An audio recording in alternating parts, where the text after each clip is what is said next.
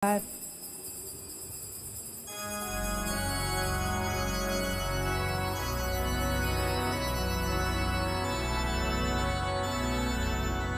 papuri sa kaitaasan, siya'y papurihan, Diyos ng lahat. O papuri sa kaitaasan, siya'y papurihan, ngayon at magpakailanman.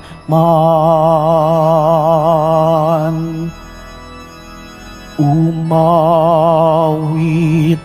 ang daigdigan, lahat ng naroroon. Umawit ang sangkatauhan, purihin ng Panginoon. Papuri sa kaitaasan, siya'y papurihan, Diyos ng lahat. O papuri sa kaitaasan, siya'y papurihan, ngayon at magpakailanman. Sa ngalan ng Ama at ng Anak at ng Espiritu Santo, Amen. sumainyo ang Panginoon. At sumayo rin. Mga kapatid, aminin po natin ang ating mga kasalanan upang marapat tayong gumanap sa banal na pagdiriwang. Inaamin ko Sa makapangyarihang Diyos at sa inyo mga kapatid, na lubha akong nagkasala sa isip, sa salita, sa gawa, at sa aking pagkukulang. Kaya sinasamo ko sa mahal na Birheng Maria, sa lahat ng mga anghel at mga banal, at sa inyo mga kapatid, na ako'y ipanalangin sa Panginoong ating Diyos. kaawaan tayo ng makapangyarihan Diyos, patawarin tayo sa ating mga kasalanan, at patnubayan tayo sa buhay na walang hanggan. Amen. Panginoon, kaawaan mo kami. Panginoon, kaawaan mo kami. Kristo, kaawaan mo kami. Kristo, kaawaan mo kami. Panginoon, kaawaan mo kami. Panginoon, kaawaan kami. Manalangin tayo. Ama naming makapangyarihan, pakundangan sa pagpapakumbaba ng anak mong masunurin, ibinangon mo sa pagkatapaang sangkatauhang masuwayin. Ipagkaloob mo sa amin ang banal na kagalakan, upang kaming sinagip mo sa kaalipinan ay magkamit ng iyong ligayang walang katapusan. Sa pamamagitan ni Jesucristo, kasama ng Espiritu Santo, magpa sa walang hanggan. Amen. Magsiupo po ang lahat. Pagbasa mula sa aklat ni Propeta Isaías. Ito ang sinasabi ng Panginoon.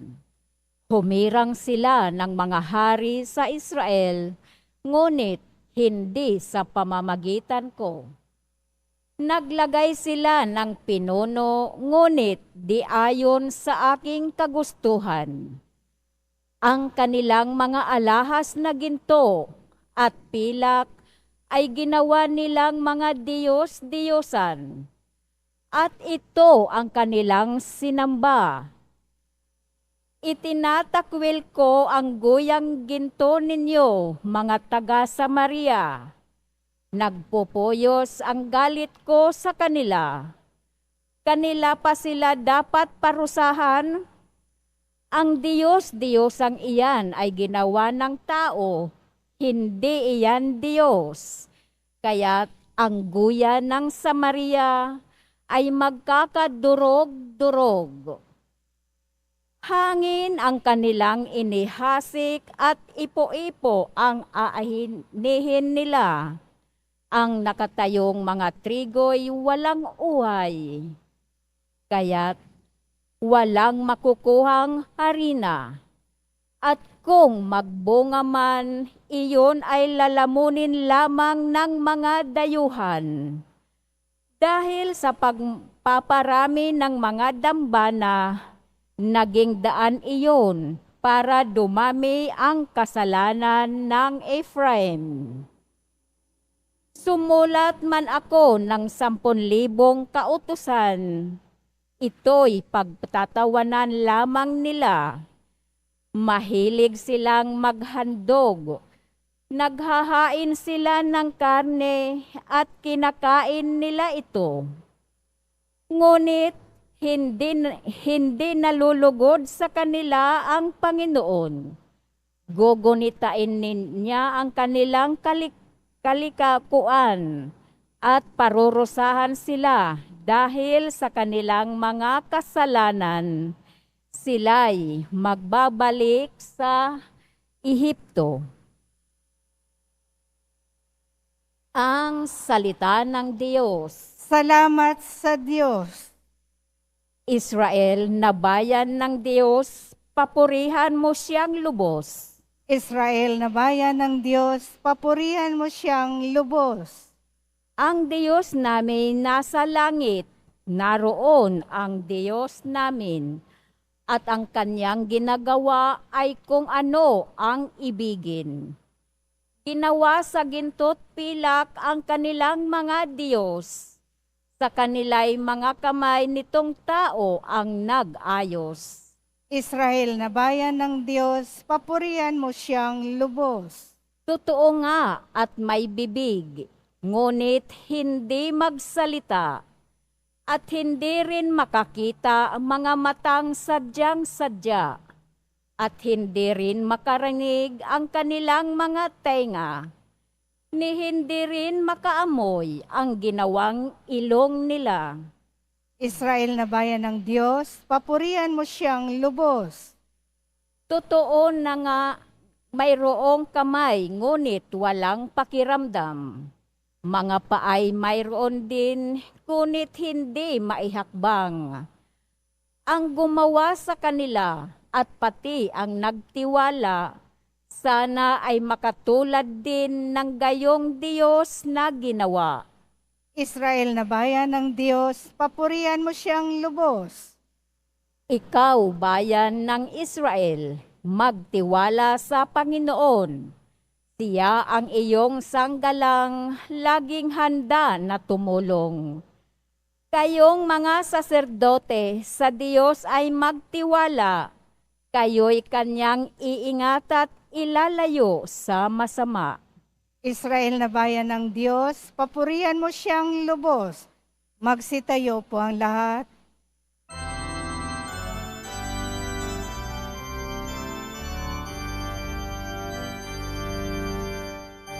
Hallelujah, hallelujah,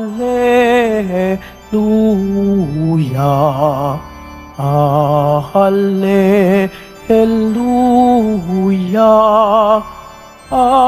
hallelujah.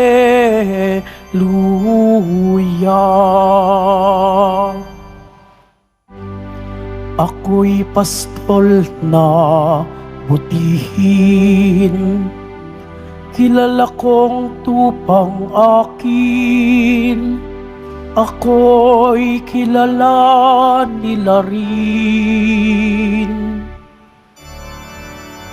Hallelujah, hallelujah, hallelujah,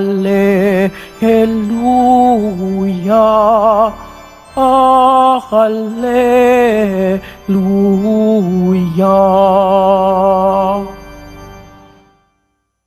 Sumainyo ang Panginoon, At sumayo rin. ang mabuting balita ng Panginoon ayon kay San Mateo. Papuri sa iyo, Panginoon. Noong panahong iyon, dinala kay Jesus ang isang piping inaalihan ng demonyo. Pinalayas ni Jesus ang demonyo at nakapagsalita ang pipi. Namangha ang mga tao at sinabi nila, Kailan may walang nakitang katulad nito sa Israel. Datapwat sinabi ng mga Pariseo, ang prinsipe ng mga demonyo ang nagbigay ng kapangyarihan magpalayas ng mga demonyo. Nilibot ni Jesus ang ilang bayan at nayon at nagturo sa mga sinagoga. Ipinangaral niya ang mabuting balita tungkol sa paghahari ng Diyos at pinagaling ang mga may sakit, anuman ang kanilang karamdaman. Nang makita niya ang napakaraming tao, nahabag siya sa kanila, sapagkat siya'y lito at lupaypay, parang mga tupang walang pastol. Kaya't sinabi niya sa kanyang mga alagad, sagana ang aanihin, ngunit kakaunti ang mag-aani. Idalangin ninyo sa may-ari ng anihin na magpadala siya ng mga manggagawa sa kanyang aanihin. Ang mabuting balita ng Panginoon. Pinupuri ka namin, Panginoong Hesukristo. Magsiupo po ang lahat.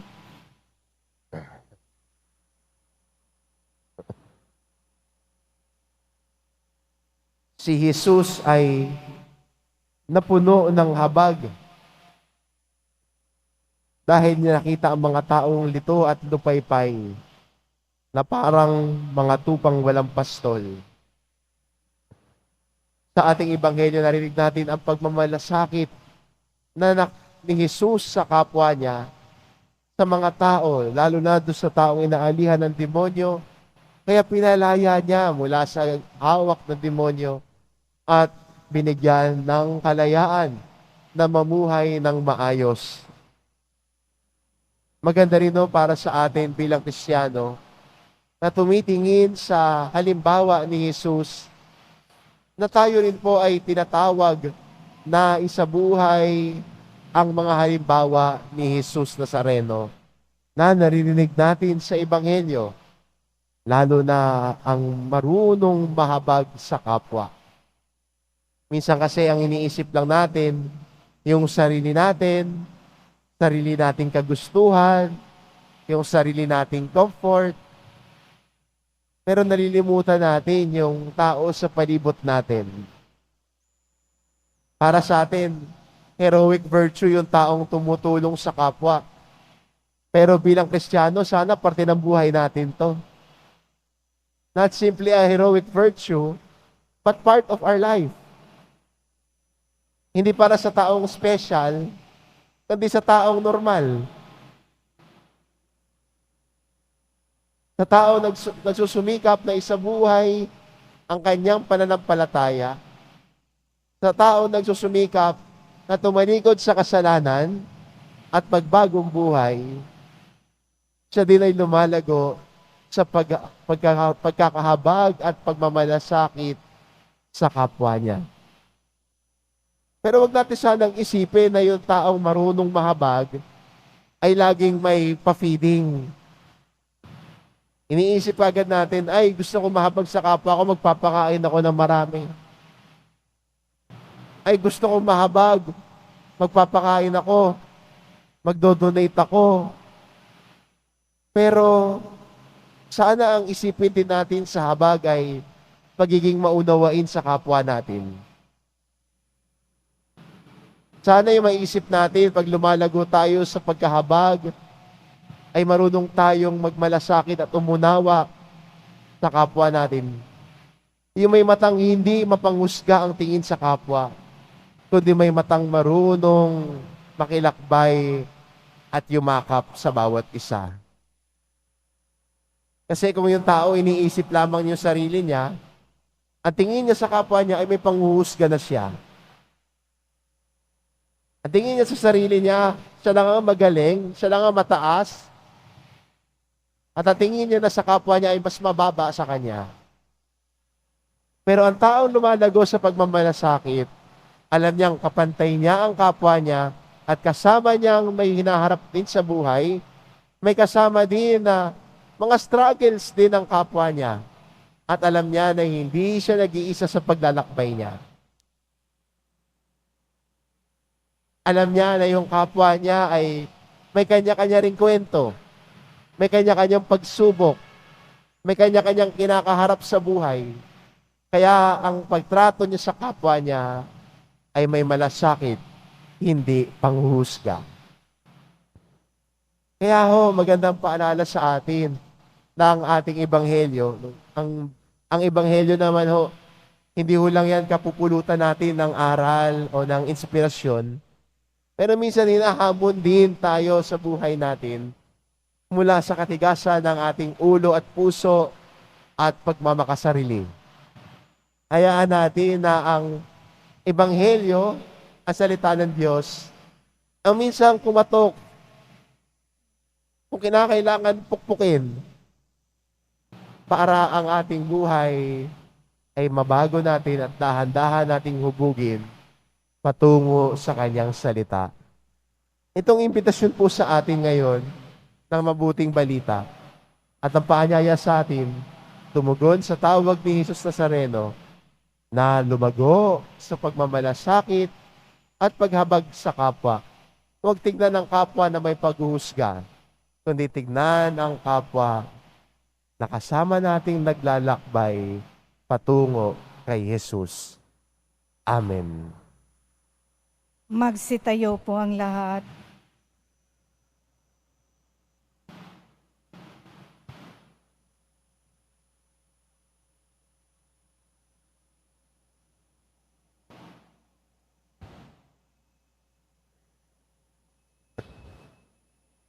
Minamahal ko mga kapatid, sa pamamagitan ng pagkapari sa bagong tipan, idinudulot ng Diyos ang mapagpatawad na paglilingkod ng kanyang anak sa atin. Lumapit tayo sa Panginoon ng ani at manalangin. Panginoon, magpadala ka ng mga manggagawa sa iyong anihan. Panginoon, magpadala ka ng mga manggagawa sa iyong anihan. Ang mga tinatawag sa paglilingkod sa bayan ng Diyos bilang mga pari, naway dumami pa. Manalangin tayo. Panginoon, magpadala ka ng mga manggagawa sa iyong anihan. Ang mga bansang sarado sa Ebanghelyo, naway maihanda at maging mga matatabang lupa para sa paghahasik ng salita ng Diyos. Manalangin tayo. Panginoon, magpadala ka ng mga manggagawa sa iyong anihan.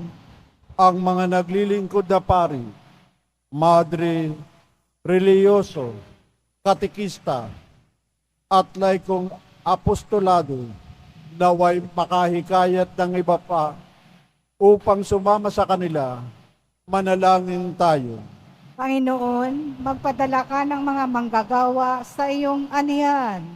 Ang mga naglilingkod sa mga natatanging serbisyo sa ating sambayanan, naway mapalakas natin ang loob at ating suportahan.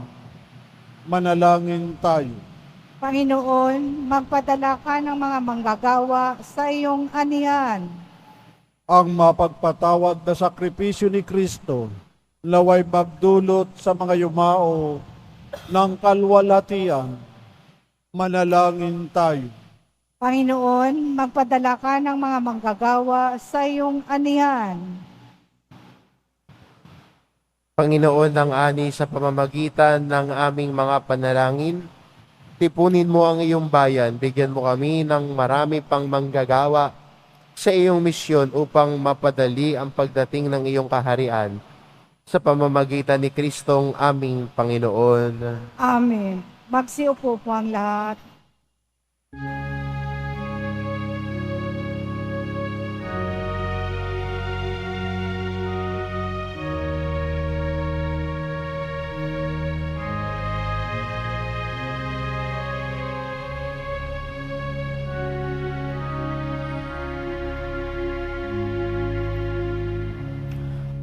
Aming alay sa'yo, Panginoon.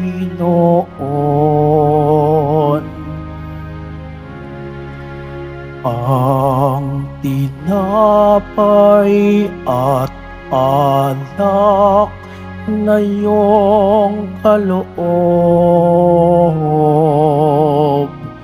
upang gunitain ang iyong buhay na inialay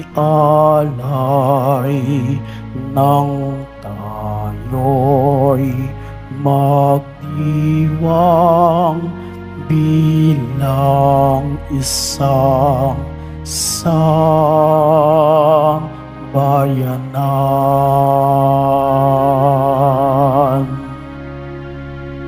Magsitayo po ang lahat. Manalangin kay mga kapatid upang ang paghahain natin ay kalugtan ng Diyos amang makapangyarihan. Tanggapin nawa ng Panginoon itong paghain sa iyong mga kamay, sa kapurihan niya at karangalan sa ating kapakinabangan at sa buong sambayanan niyang banal.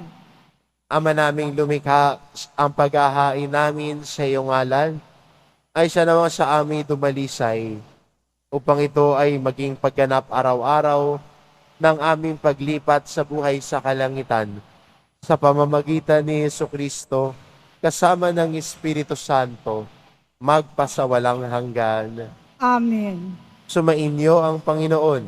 At sumayo rin. Itaas sa Diyos ang inyong puso at diwa. Itinaas na namin sa Panginoon. Pasalamatan natin ang Panginoong ating Diyos. Marapat na siya ay pasalamatan.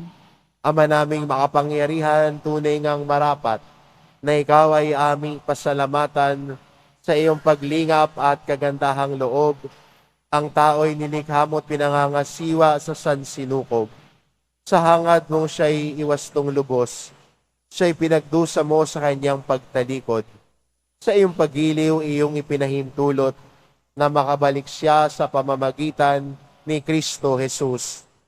Kaya kaysa ng mga anghel na nagsisiawit ng papuri sa iyo, nang walang humpay sa kalangitan, kami nagbubunyi sa iyong kadakilaan. Santo, Santo, Santo, Panginoong Diyos ng mga hukbo, napupuno ang langit at lupa ng kadakilaan mo. Hosana sa kaitaasan, pinagpala ang naparirito sa ngalan ng Panginoon. Hosana sa kaitaasan, magsilod po ang lahat. Ama naming banal, ikaw ang bukal ng tanang kabanalan. Kaya't sa pamamagitan ng iyong Espiritu gawin mong banal ang kaloob na ito, upang para sa aming maging katawan at dugo ng aming Panginoong Jesucristo. Bago niya pinagtiis ang kusang loob na maging handog, hinawakan niya ang tinapay, pinasalamatan kanya, pinaghati-hati niya iyon, iniabot sa kanyang mga alagad at sinabi, "Tanggapin ninyong lahat ito at kanin, ito ang aking katawan na ihahandog para sa inyo."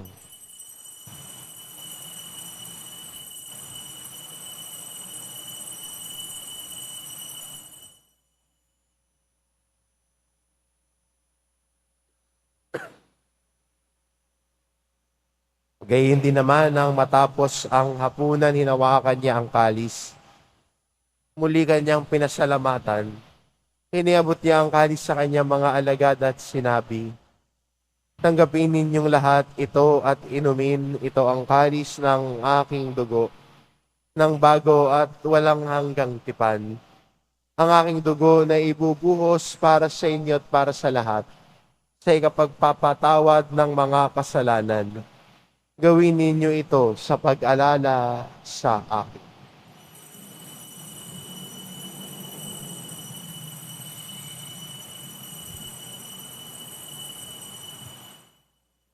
Magsitayo po ang lahat. Ipagbunyi natin ang misteryo ng pananampalataya.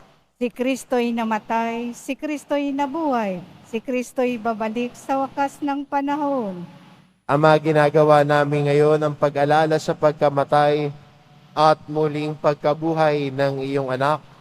Kaya't inaalay namin sa iyo ang tinapay na nagbibigay buhay at ang kalis na nagkakaloob ng kaligtasan.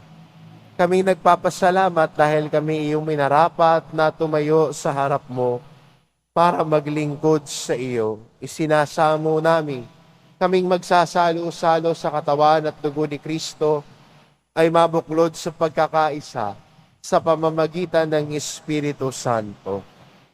Amalingapin mo ang iyong simbahang laganap sa buong daigdig. Puspusin mo kami sa pag-ibig. Kaisa ni Francisco na aming Papa at ni Jose na aming Obispo at ng Tanang Kaparian. Alalahanin mo rin ang mga kapatid naming nahimlay nang may pag-asang sila'y muling mabubuhay. Ngayon din ang lahat ng mga pumanaw. Kaawaan mo sila at patuloyin sa iyong kaliwanagan. Kaawaan mo at pagindapatin kaming lahat na makasalo sa iyong buhay na walang wakas. Kaisa ng mahal na Birheng Maria na ina ng Diyos, ng kabiyak ng puso niyang si San Jose, kaisa ng mga apostol at ng lahat ng mga banal na namuhay dito sa daigdig ng kalugod-lugod sa iyo, maipagdiwang nawa namin ang pagpupuri sa ikararangal mo sa pamamagitan ng iyong anak na aming Panginoong Hesus Kristo. Sa pamamagitan ni Kristo kasama niya at sa Kanya, ang lahat ng parangal at papuri ay sa iyo, Diyos amang makapangyarihan, kasama ng Espiritu Santo magpasawalang hanggan. Amen. Sa tagubilin ng mga nakagagaling na utos at turo ni Jesus na Panginoon natin at Diyos, ipahayag po natin ng lakas loob. Ama namin, sumasalangit ka, sambahin ang ngalan mo, mapasa amin ang kaharian mo, sundin ang loob mo dito sa lupa para nang sa langit. Bigyan mo kami ngayon ng aming kakanin sa araw-araw, at patawarin mo kami sa aming mga sala, para nang pagpapatawad namin sa nagkakasala sa amin, at huwag mo kaming ipahintulot sa tukso, at iadya mo kami sa lahat ng masama. Hinihiling namin kami adya sa lahat ng masama, pagkalooban ng kapayapaan araw-araw. Iligtas sa kasalanan at ilayo sa lahat ng kapahamakan. Samantalang aming pinananabikan ang dakilang araw ng pagpapahayag ng tagapagligtas naming si Hesus Kristo. Sapagkat iyo ang kaharian at ang kapangyarihan at ang kapurihan magpakailanman. Amen. Panginoong Hesukristo, sinabi mo sa iyong mga apostol, kapayapaan ang iniiwan ko sa inyo. Ang aking kapayapaan ang ibinibigay ko sa inyo. Tungayan mo ang aming pananampalataya at huwag ang aming pagkakasala. Pagkalooban mo kami ng kapayapaan at pagkakaisa, ayon sa iyong kalooban, kasama ng Espiritu Santo, magpasawalang hanggan. Amen. Ang kapayapaan ng Panginoon ay laging sumainyo. At sumayo rin. Magbigayan kayo ng kapayapaan sa isa't isa.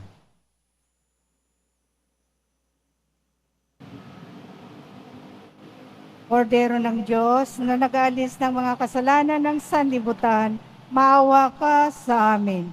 Kordero ng Diyos na nag-aalis ng mga kasalanan ng sanlibutan, maawa ka sa amin. Kordero ng Diyos na nag-aalis ng mga kasalanan ng sanlibutan, ipagkaloob mo sa amin ang kapayapaan. Magsilod po ang lahat.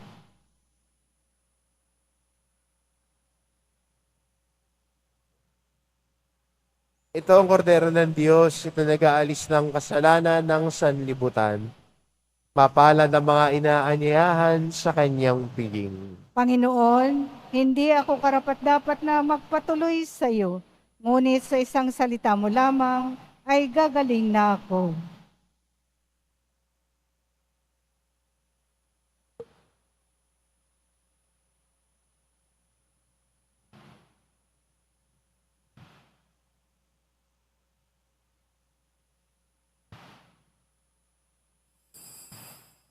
Para sa lahat ng tatanggap ng banal na komunyon, sasagot po tayo ng amin. Pagkasabi ng pari o ng lay minister ng katawan ni Kristo, At isubo agad sa bibig bago umalis sa harapan ng pari o lay minister. Sumunod po tayo.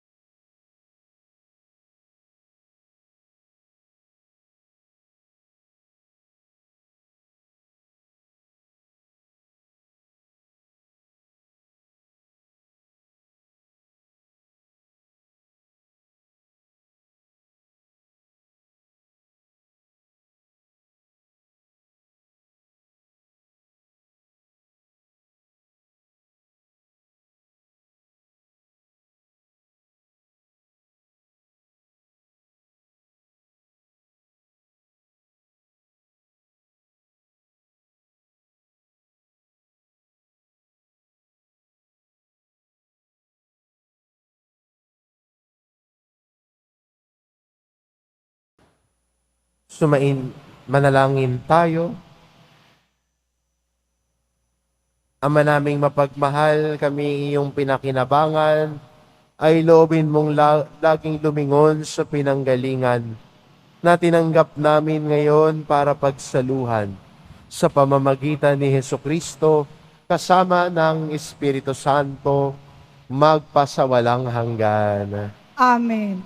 Sumainyo ang Panginoon. At sumayo rin. Mahal na poong Hesus Nazareno, inihayag mo sa pamamagitan ng krus ang walang maliw na pag-ibig ng Diyos sa sangkatauhan.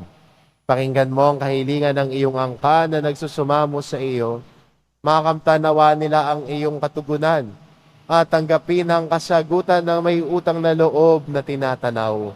Basbasan din po ninyo ang mga may daladala nilang imahen at dasalan. Sa pamamagitan ng bendisyon na ito, naway maalala nila ang mga pangako nila noon sa binyag na ikaw ang kanilang iibigin at paglilingkuran bilang Panginoon magpasawalang hanggan. Amen. At pagpalain kayo ng ating mapagmahal na Diyos, ang Ama at ang Anak at ang Espiritu Santo. Amen. Humayo kayo, taglay ang kapayapaan ng poong Hesus Nazareno. Salamat sa Diyos.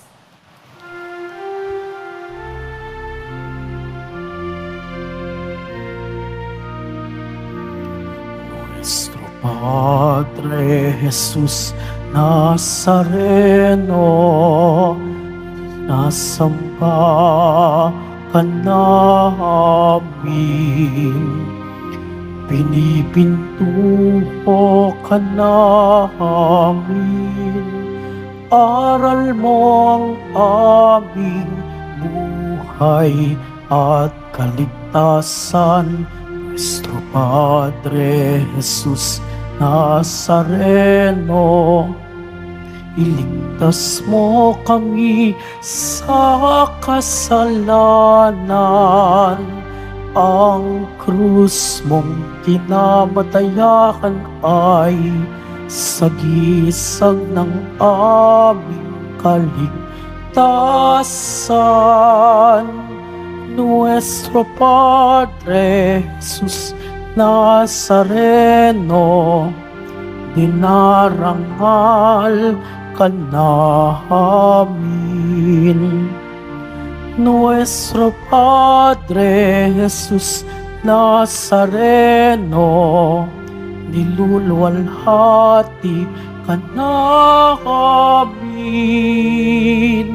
Nuestro Padre Jesus Nazareno, dinarangal ka namin.